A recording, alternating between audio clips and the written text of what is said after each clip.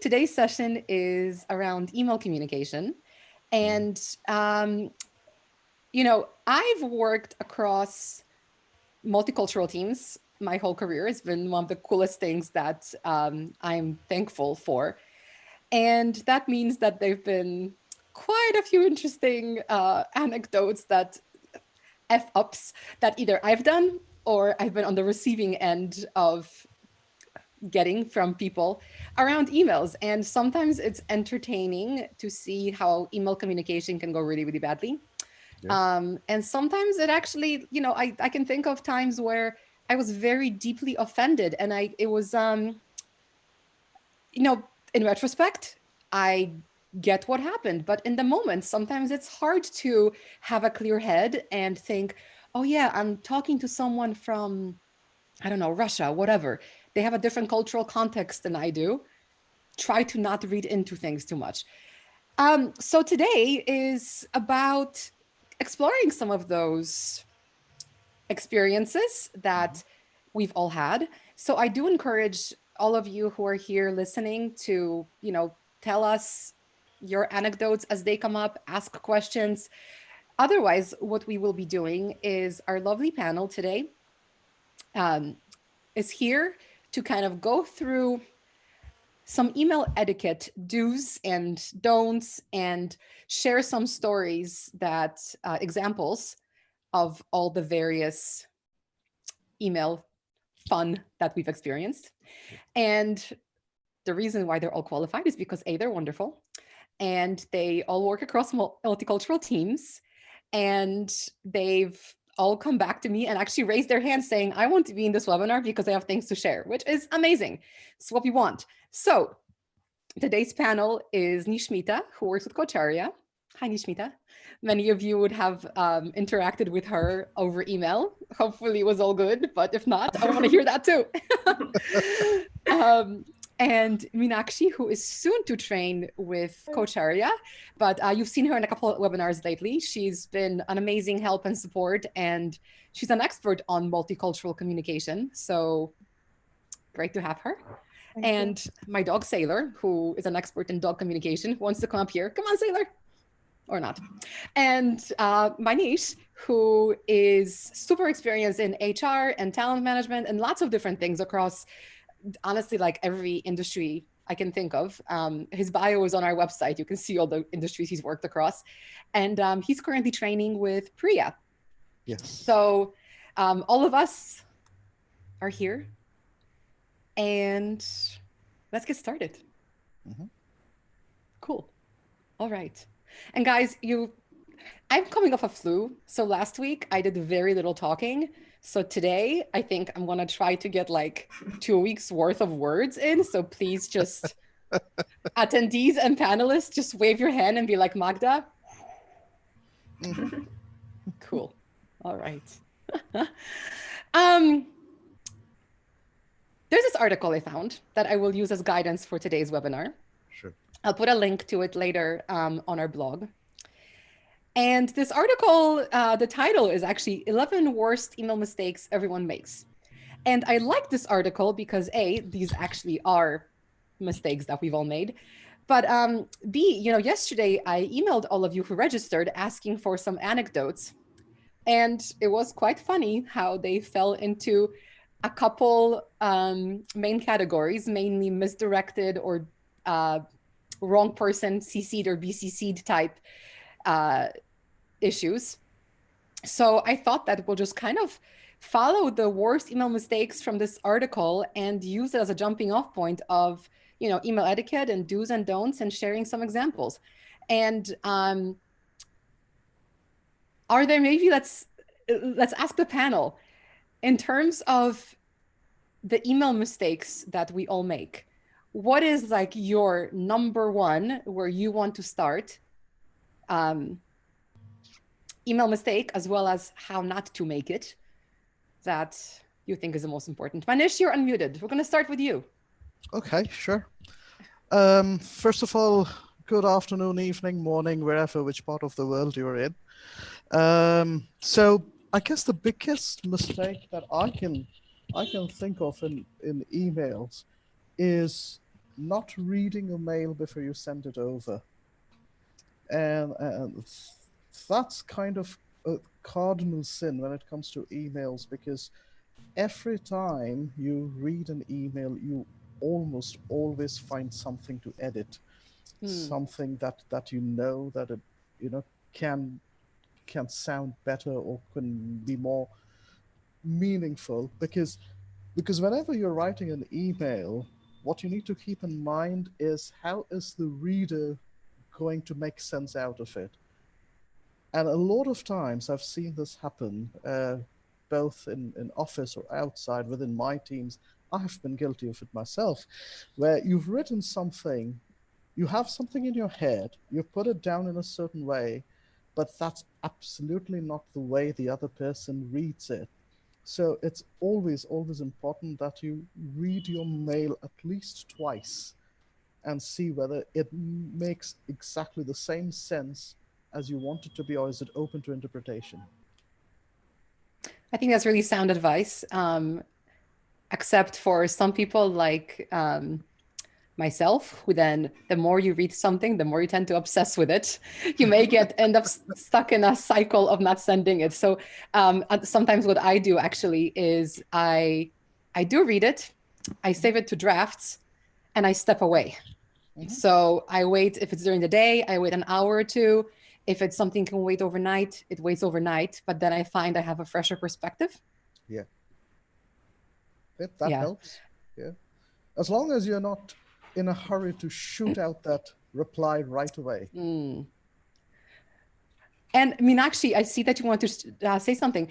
I did want to just mention to the panel that Meenakshi has this recorded this brilliant video actually on how to practice all the different things that will come up in today's webinar. Mhm. So I will 100% share that with everybody. So please just, this is going to be more conversational session.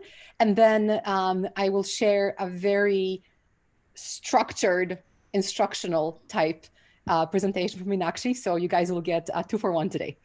But yeah, Meenakshi, please jump in. Certainly. Thank you. Thank you, Magda. And hello, everyone. I'm speaking to you today from Ashburn, Virginia, on the East Coast of the United States. So it's quite it's funny and ironic that just yesterday I did a webinar on, and the topic was how to prevent email jail and still get work done. So in my 20 plus years of experience in corporate India and corporate America, uh, I realized that there was a time when in many of the roles, we all have timesheets that we fill out. And so I used to, not for billing purposes, but mostly for tracking how you spent your day. And in one of my roles, I found that I spent up to 3 or 4 hours of my time just dealing with my inbox. Mm. And that was like a wake up sign for me. So my pet peeve about emails, reply to all, it gets me. So when, especially when you're in global teams, distributed teams, we love to put 10 people in the to line and another 20 in the CC line, just to make sure nobody feels left out. And then one or two of those folks in the to line or the CC line they feel free to add other people. And then, it just becomes this massive, I don't know, email chain, and then everybody's email inboxes are flooded. So reply to all. I think the other thing is when there's a long thread, and to Manish's point, we forget what we started the email with, and then we don't pay attention to read all of it, don't answer all the questions, and then somebody's asking again. So it's you would hear me say this in the webinar as well, that we may have, somebody might have answered the question in interaction number 7, it's interaction number 55 on the same thread. We're still looking for that answer because nobody bothered to read.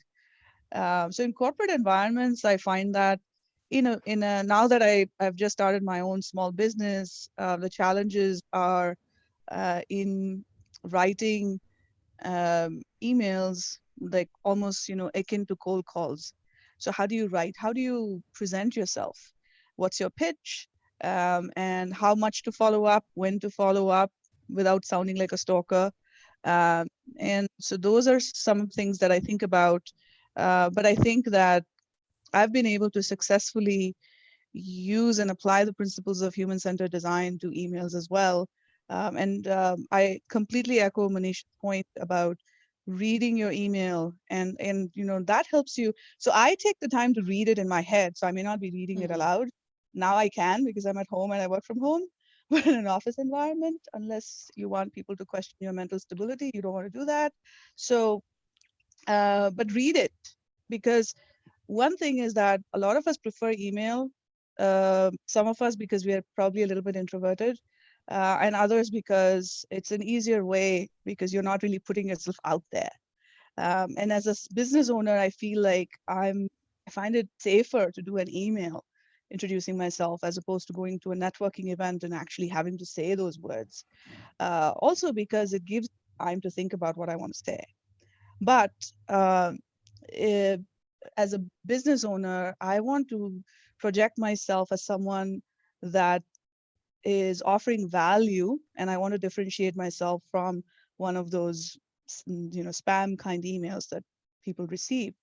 How do you make that difference? So I find that reading the email out helps you reattach emotion to the words, which you don't do that when you actually write, because you are able to detach yourself.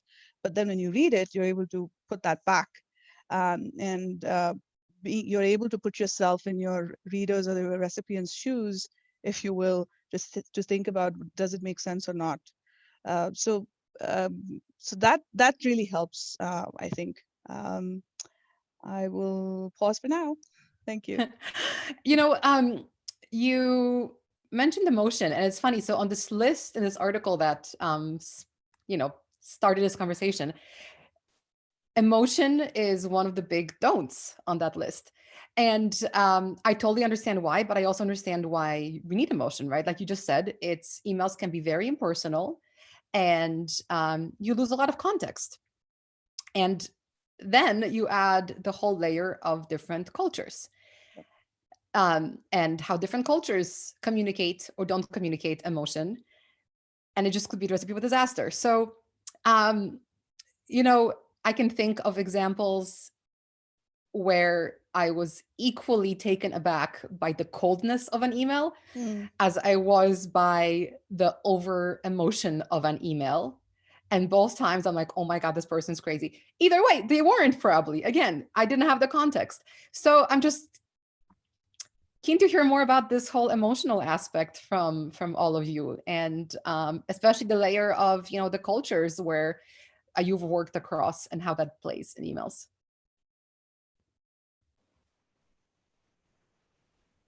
I'd like to share. Sure. Yeah. So it's funny that I'm thinking, like, as I'm listening to all of you speak, I've just been thinking of this time that I've spent with Coach Arya, because before this I never used emails. And then now I think, from an extrovert, like Meenakshi, you were mentioning, I think I might have turned into a bit more of an introvert, because emails make things so much more efficient. Like, I can't even begin to tell you how much I've started to love this tool. But one thing that I think really frustrates me is when, going a step further from what the two of you highlighted, is when someone asks questions on an email. Supposing, say, I send out an email with certain questions, and then the receiver just reads it, um, and replies to it, like, with a gist of of what is being asked. Like, say I ask for things A, B, and C, and then the receiver just gives me an answer in general. I think that might slow things down.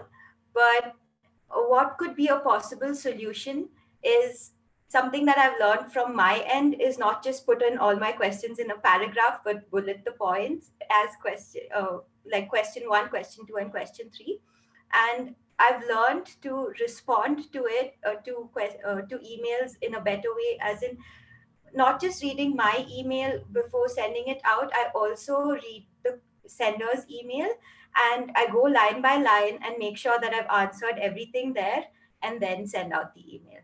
So yeah, that's what I wanted to add. Which is pretty awesome. And thank you, Nishmita. And you may see me make faces while you're talking, because I'm probably the person who's been guilty of making your email life a little difficult. So thanks for all the learning. No, I actually learned a lot. But anyway. Yeah, it is funny when you say that, you haven't used email before. I actually distinctly remember the day that I learned what emails were. It was my 3rd year of high school. And I remember during English class, we went to the computer lab in the class, and the teacher, or not even the teacher, it was like the person who ran the computer lab, and she introduced us to this thing that college kids were using to stay in touch with each other. And it was this magical thing. And now it's life. So it cracks me up that, Nishmita, you're in the generation that was actually okay to skip emails altogether, technically. Like, you went straight to phone and text and social media. And now for you, you're learning email in a different context for the first time. So just fascinating to me. Talk about culture, hey? Yeah. The generational differences. Yeah, Manish? Yeah, sure. And it's quite an important point about the cultural aspect of how an email is expected to be. And if you go around the world, Japan, for example, expects emails to be extremely formal in nature, and they really put a lot of importance to how you start an email and how you end an email. And an email probably wouldn't be read or responded to if it does not begin or end in the right way in that cultural context. In Germany, for example, they are very particular about how you address them, so the titles are important.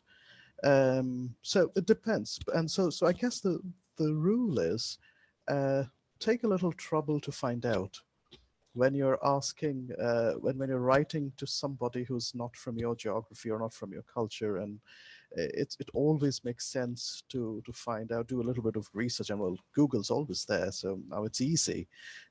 Otherwise, ask. But it always makes sense to find out a little bit about somebody else who's not from your part of the world, just to figure out what is acceptable and what is not.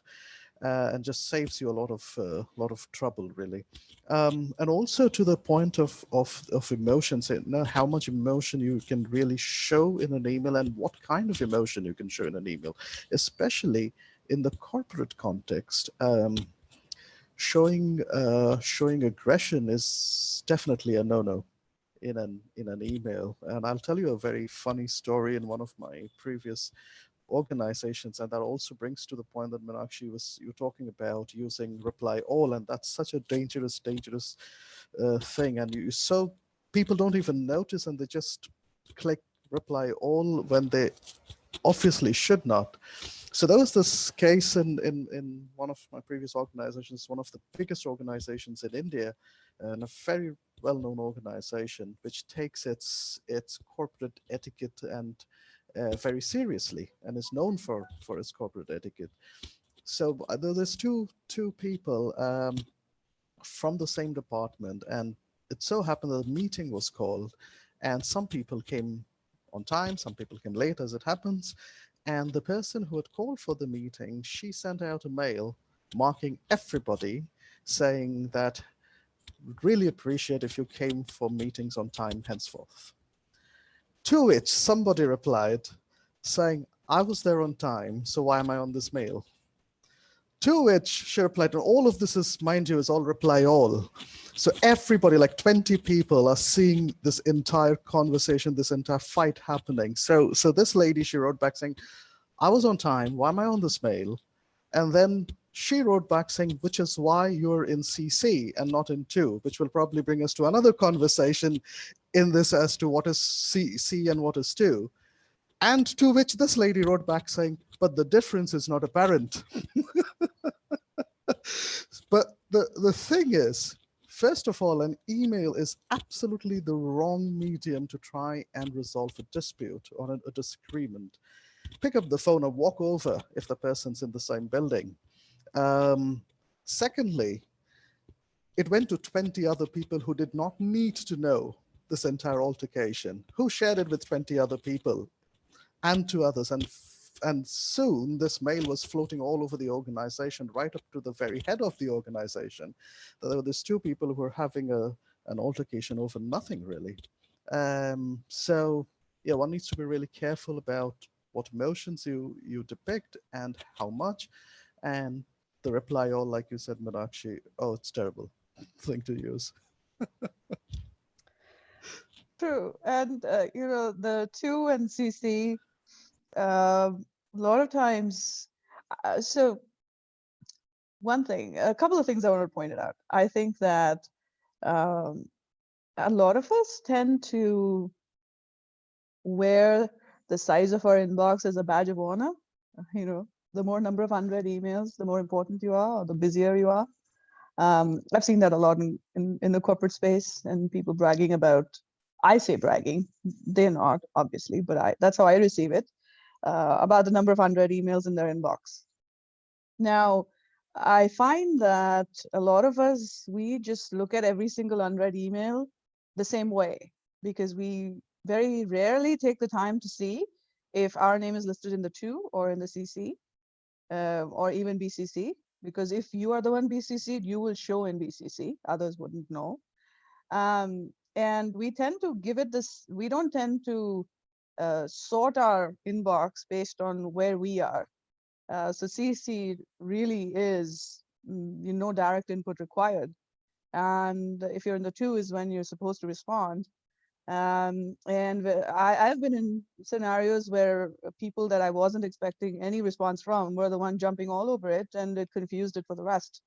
And a lot of times, and this is where the cultural aspect comes in as well. So born and raised in India, used to a very sort of patriarchal way, even in organizations where your power distance is very large. And so you tend to be in this mode of obedience in exchange for care, and speaking truth to power is questionable and all of that stuff. So, and it's very important to report to your boss.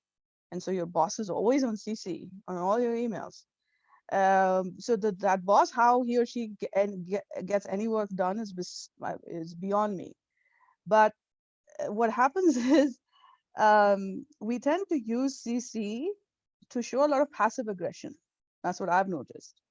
So I write to you once, you don't do anything. I do another follow-up, you don't do anything. I don't hear from you. Okay, here you go. I'm going to see your boss on my 3rd reminder. Somehow that's magically going to get it done. And in India, it worked.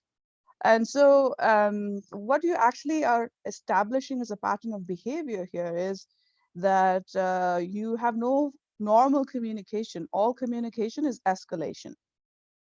And so we tend to sort of establish that, and we use a CC field for that.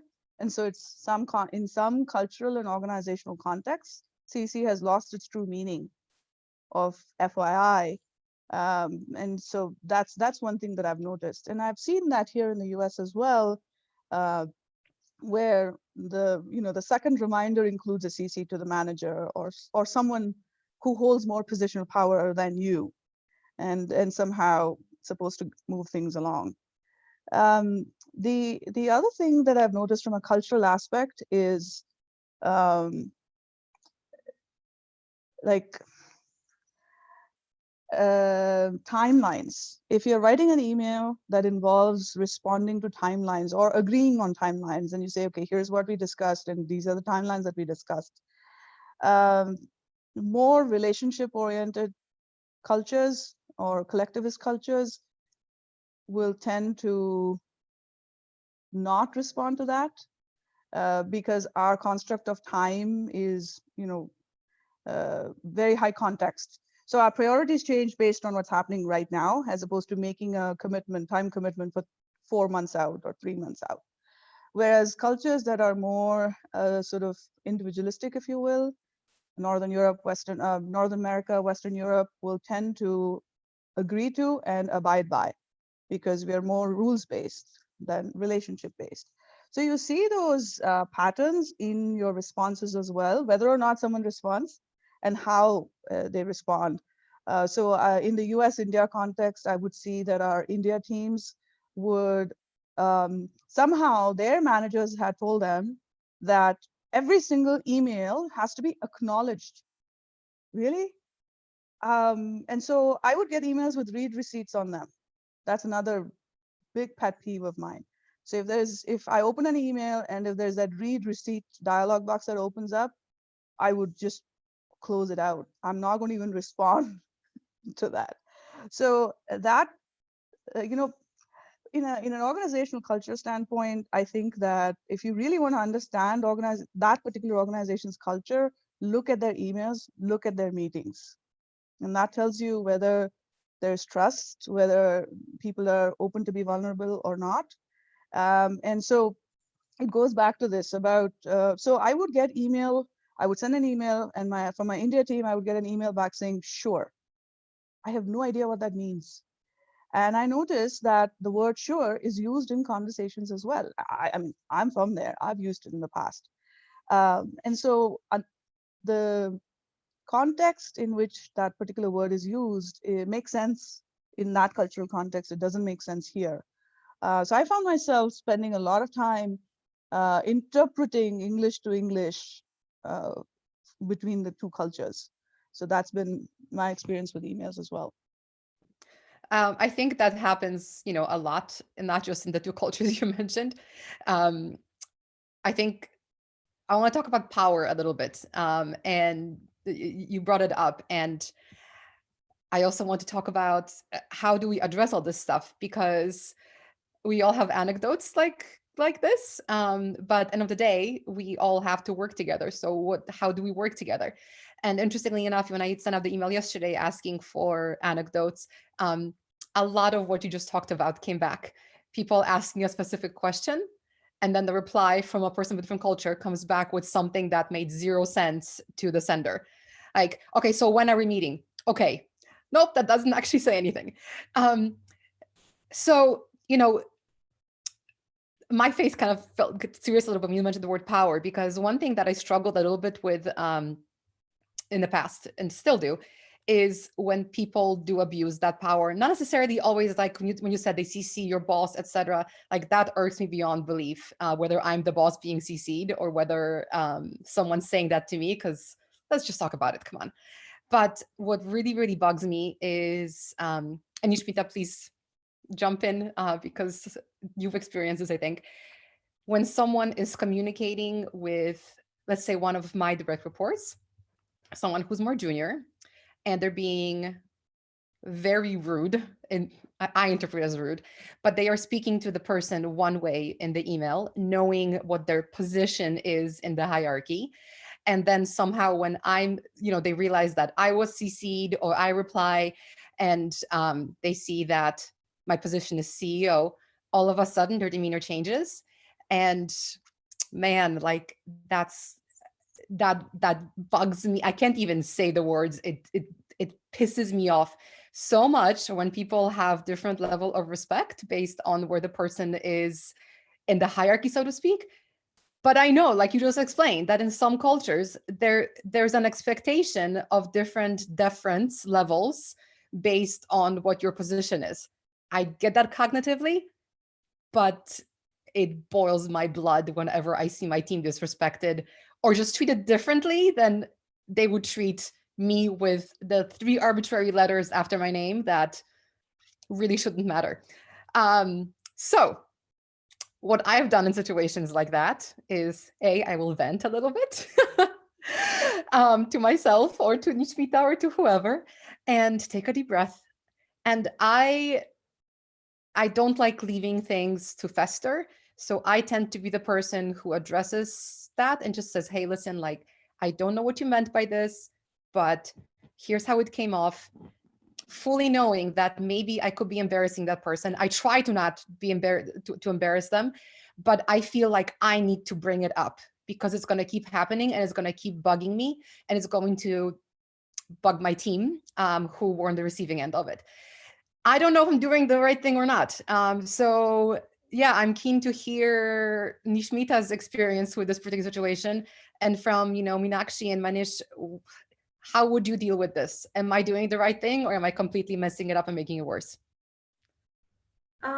It's really interesting because this is one of the first things you told me when I joined. I remember because I wasn't sure if I cared so much about having a designation put in there, and you said no, that people respond differently, and I remember you clearly saying how you saw the way people addressed you after you added the words, the letter CEO in there, changed everything. um Something that I'm thinking of as far as CCing is concerned is a video that I recently watched on LinkedIn. I wish I saved it so that I could have shared it now, but it's similar to what all of you have shared, but on a slightly different perspective. But what makes a good leader when it comes to emails is not being asked to be CC'd on everything, which I thought was so interesting because the speaker in the video was talking about how it indirectly sends out a message to your team that, look, I don't really trust you with everything and I don't want you to mess up, so I need to be controlling. And somewhere the team is afraid that, okay, I'm being watched constantly.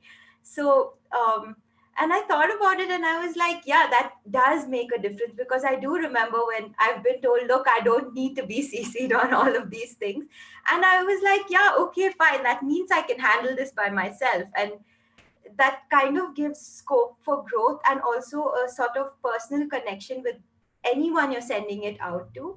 So when you're not feeling watched, you get to be more yourself and more confident as a person who is sending out the email. And that, I think, helps with your interaction with clients or anybody in general. Yeah.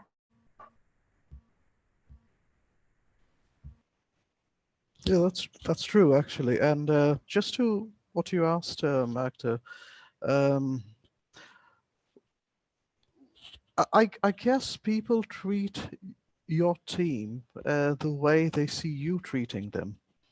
So, so if you set those expectations and say, you do not need to reach out to me, my team is empowered enough and capable enough to take care of things, then that behavior changes. So even on the email, and I've experienced the same thing myself. I've had emails coming into me as head of department, and the tone of that email is completely different from the email that has been sent to one of my reportees. And what I've had to do is basically just answer those mails simply stating that my team member that you're communicating with is is empowered to take decisions on this, and please continue the conversation, and you don't need me in this, need to include me, and that has done the trick more often than not. So I guess it's about setting those expectations of communication, and that's true for email or other types of communication as well.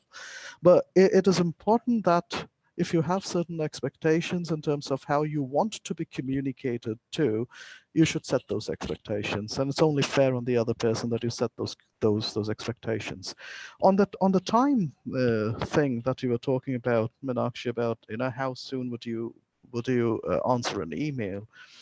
The one practice that I have followed is if I wanted an email to be replied to by a certain time, I would take the trouble to specify that time, because of course I don't expect the other person to imagine by when I want that email to, I want the response. So I would actually take the trouble to say, hey, for this particular email, if you could please let me know by 12 p.m. tomorrow. But of course, that can't be for every email. Every email is not equally urgent. Every email is not equally serious. So you must pick and choose.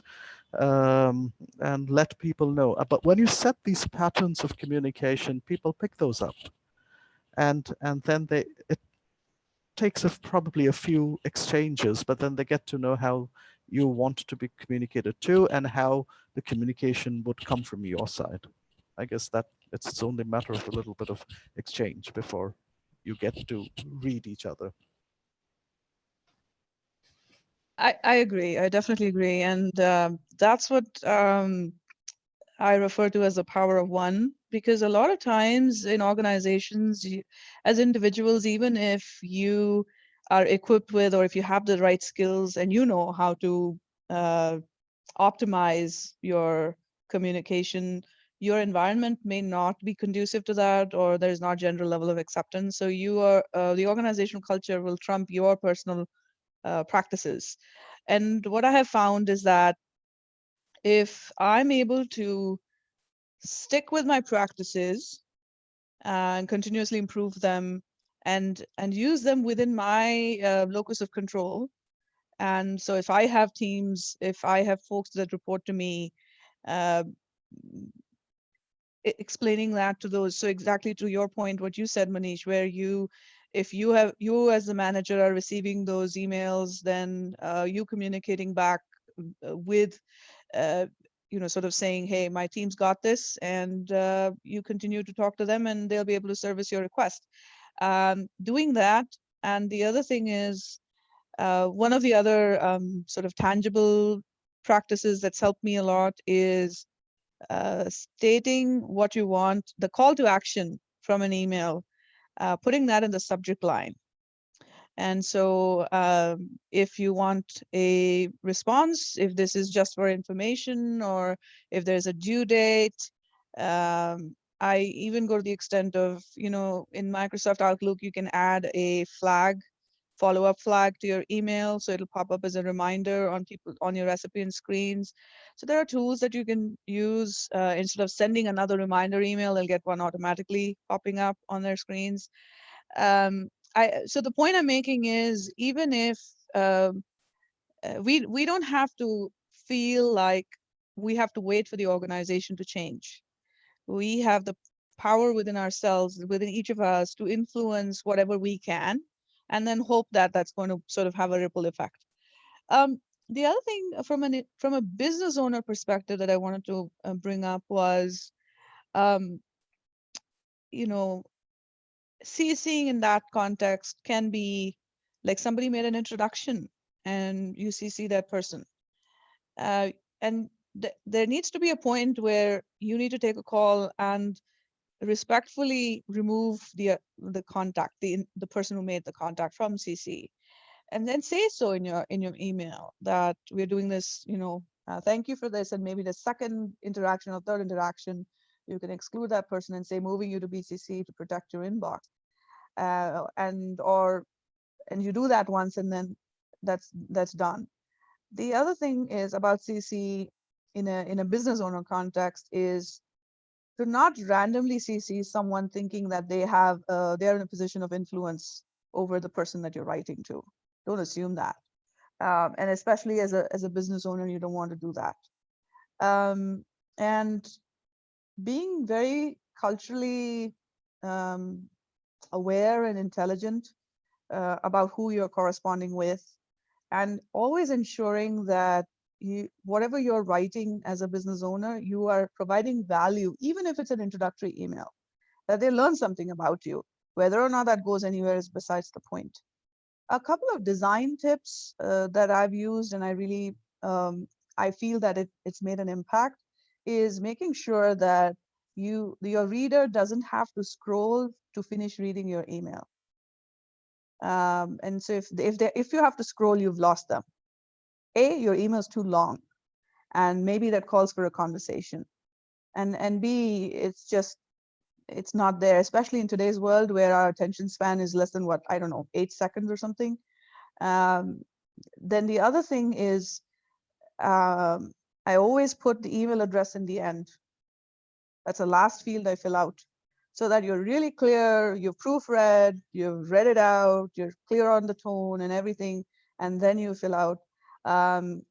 And one of the, we've had some funny instances where there was another Meenakshi Iyer. I'm sorry, there was another Meenakshi. Her last name was different, and she was an HR team member. And I would get resumes, leave requests, what else? Health insurance requests. I would get Maybe all even of those. resignations. I haven't got those yet. I used to get those, and that's simply because someone not paying enough attention. So whatever the first name, that also tells you that all of those people, I'm one of the people that they email the most, because that's how my name was probably the first one on their list of Meenakshis. So, we tend to depend on technology too much that you're really not paying attention. So to me, it's about attention management, and it can happen. So as a business owner, if that happens, that's very embarrassing, because you could have, you could know different people with the same first name.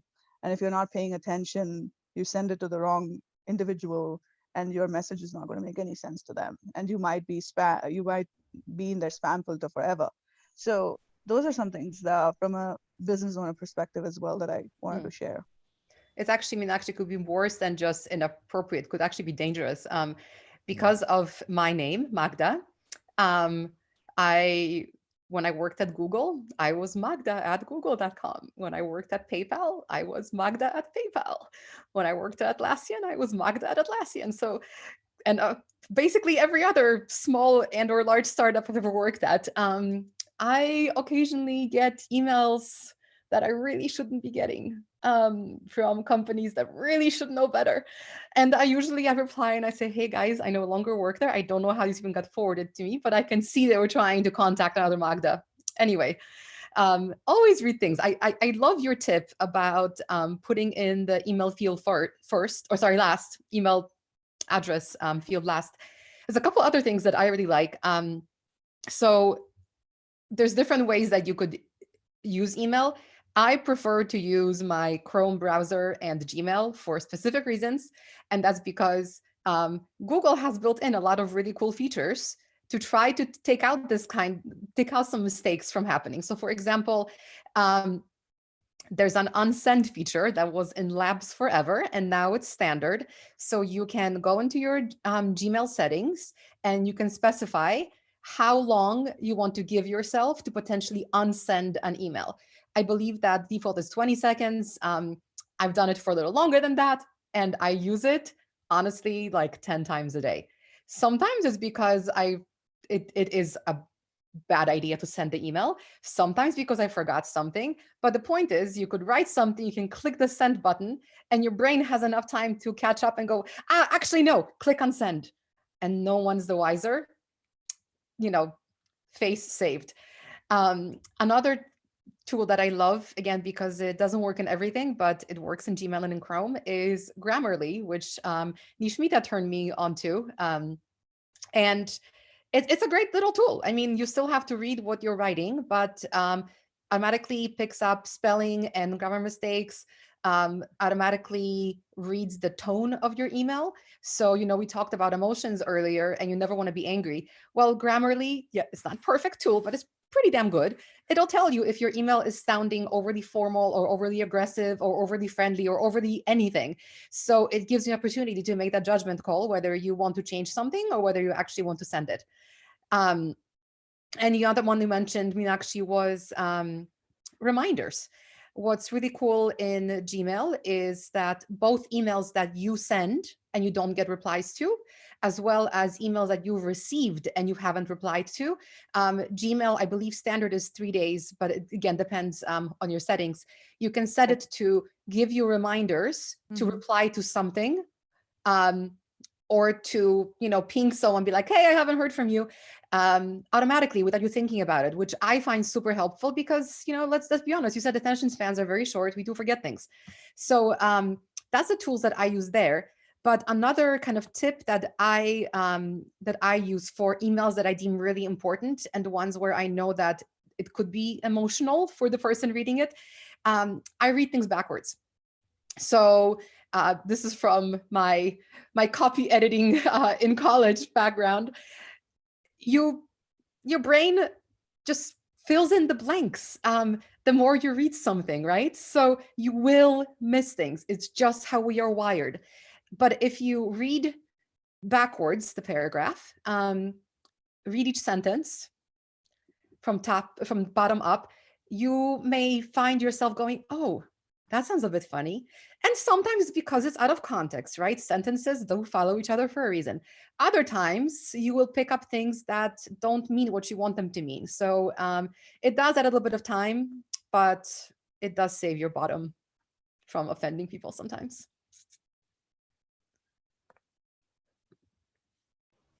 Yes, and also on that, Magda, every every industry has its own lingo. Hmm. So it's also very important to understand the kind of language, and especially if you've come from a different industry and you've moved into a new organization. Every organization has its own language, and every industry has its own language. So I've worked with the finance industry, and then I've worked with the telecom industry, and I've worked with the pharmaceutical industry, and all these three industries have so very different languages when it comes to email. So it's extremely important. And also, Meenakshi, you spoke about being a business owner, and if you're writing to these different diverse industries, depending on who you're providing your services to, it it is worth the trouble to try and figure out what's the kind of language that resonates with that particular company or industry that you're communicating with. It does help you get attention. It helps you get your message across, and it, like you said, saves you a lot of trouble. And you know what? It's not just industries. It is cultures. This is something I learned the hard way as well. Especially working now with a lot more Indians. I've worked with people from India my whole life, but I've always worked with people from India in very small in projects where they already had more of my cultural context versus me having theirs. And with Cocharia, because that's where the company started. I've been working with or interacting with Indians who for whom I'm the first person, for example, from the US that they've worked with. And there's a lot of especially acronyms that are very different. And a few times, especially beginning with Nishmita, actually, I would get a message from her and I'd kind of go, what? Oh my God, this is so embarrassing. I can't believe she said this overly sexual thing. Meanwhile, she didn't. I then Googled it. So I've learned to use Urban Dictionary a lot. Actually, it's a great resource for so many things. But for all of us, working across cultures, if something sounds funny to you, probably isn't. Google it, but go to Urban Dictionary. It's crowdsourced. It has the street lingo, the industry lingo, the whatever lingo. I would I would die of embarrassment without it, to be honest. That's a good tip. I've not used it very often, but I found it very useful when I have used it. Um, Also, sorry. no, go Okay, ahead. Nishmita. I just think lesson from that particular anecdote is that Urban Dictionary can save your job. But Yeah. So you remember what I'm talking about. We're not going to mention it here. Yeah. I'm putting something in the chat window here. This is actually a free tool that's available online. This is the um, Gert Hospital. He was a Dutch, I don't know, sociologist, organizational development specialist. He sadly passed away February of this year. He was in his early 90s. So this tool I've used quite a bit, and I've also used it with executives while conducting offsites as pre-reading material. And this particular one, what I find very interesting, this particular tool is you can plug in whatever countries, and there are 6 dimensions that include national culture, power distance, etc. Time orientation is another one. And it helps you understand uh, what how different your native culture is from who you're trying to interact with. It provides you with a primer. It doesn't cover everything. Obviously, all scenarios cannot be covered, but it's a good tool to use, and it comes from a very reputable source, if you will. Um, I was going to say something else about from a context of business owners and emails, uh, especially if you're dealing, once you have set up your clientele, having some sort of a structure for yourself and making that commitment through your website or in your email. So say, or even when you set up your voicemail greeting, so if you have agreed to respond to all your emails within 24 to 48 business hours, ensure that you do that and have a system for yourself. You can color code, you can flag your emails, you can have different folders. There are different ways of doing that. But ensuring that you do show that respect to your clients, whether they're prospective or current, and be consistent about how you do it. Setting up your out of office, especially as an independent business owner, is extremely important. And even Gmail lets you do that. There's something called a vacation responder, and you can set it up, and you can, how do you say it, brand it. You can put your logo in it. You can put your a link to your LinkedIn profile, for instance, as part of your signature. So there's a lot of things that you can do with just Gmail.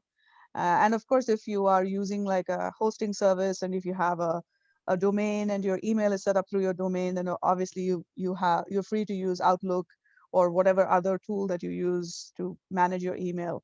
But I think as an independent business owner, especially if you're a solo entrepreneur, extremely important, because you really don't have any backup.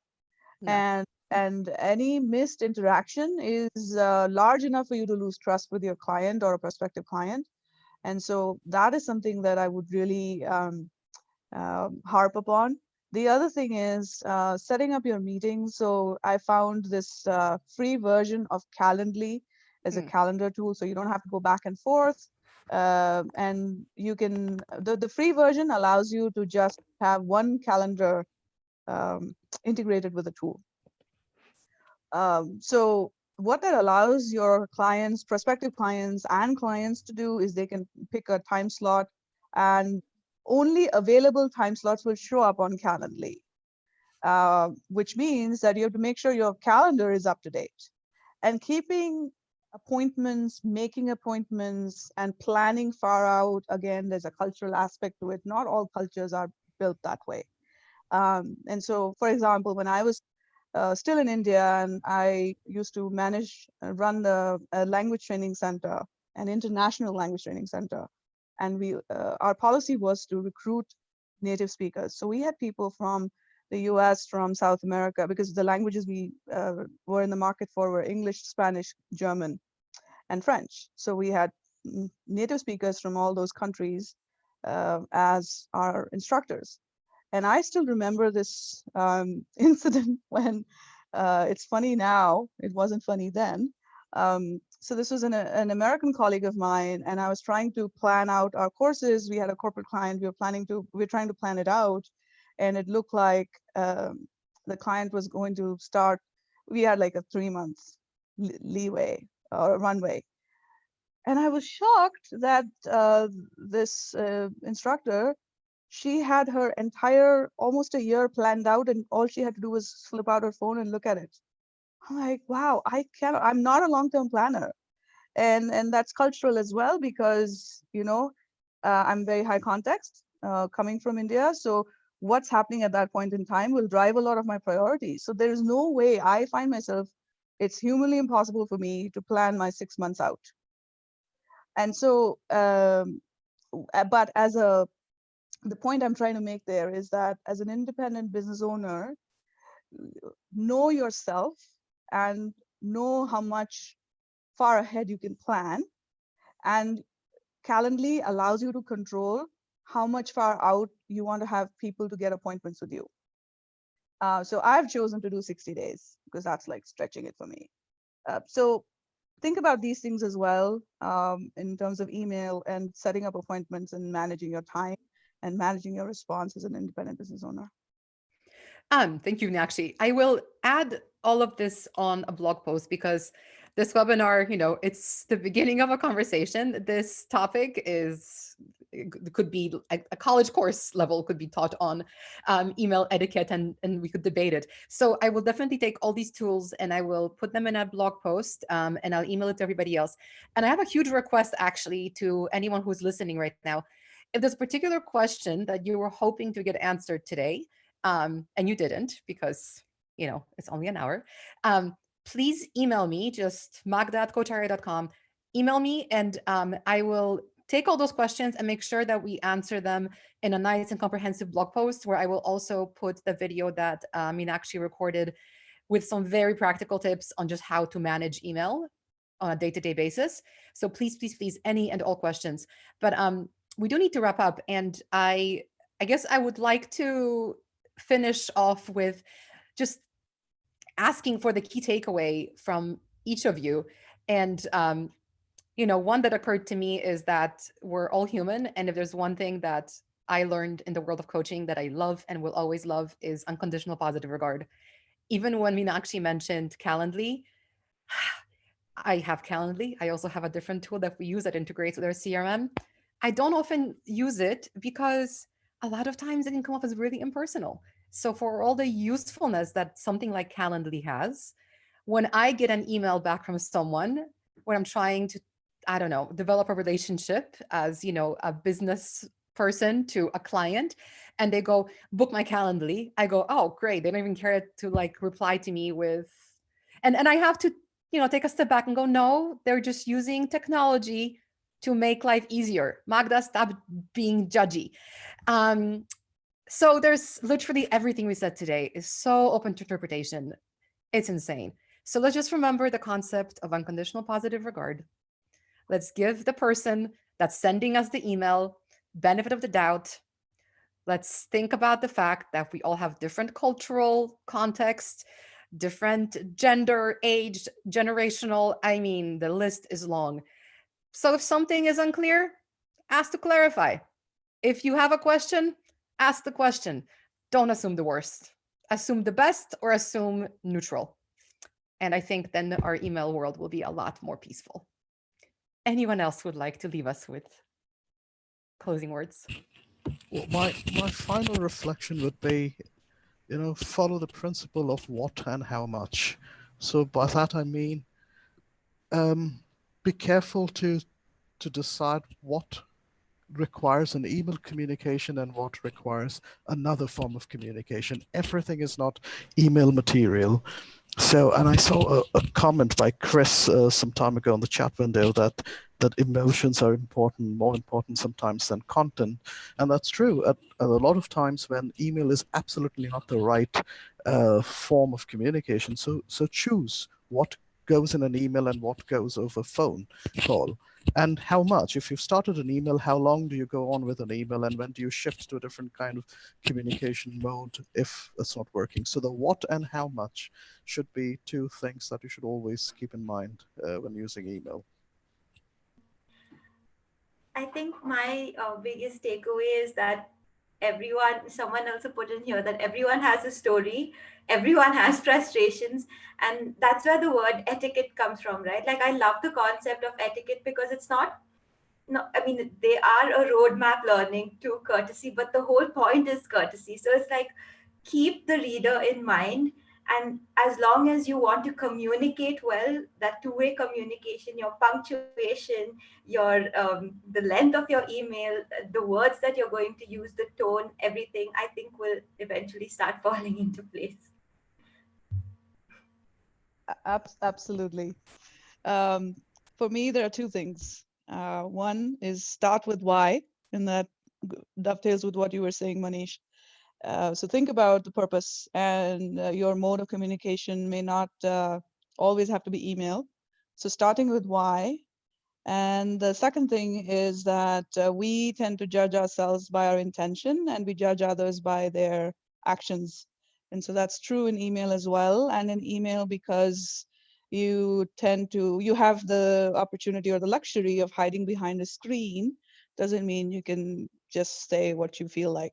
So again, keeping the reader in mind. And so ensuring that you judge others by their intent as well, and ensure and think that others are going to judge you by your actions. So if we sort of remember that, I think that we'll be in a much better place. Thank you. Very wise words, everyone. Thank you so much. Like I said, we'll put all of this on our blog. I think there's a lot of room for all of us to think and improve. And yeah, thank you so much for the panel today. Absolutely. I just want to share one thing. When you Yeah. talked about the independent business owner piece, Magda, I realized I wrote this on LinkedIn as a share for everyone. I actually documented my 8-month journey of setting up a solo venture, especially in knowledge work. So I'll just put the link here for anyone that cares Awesome. to read it. Yeah.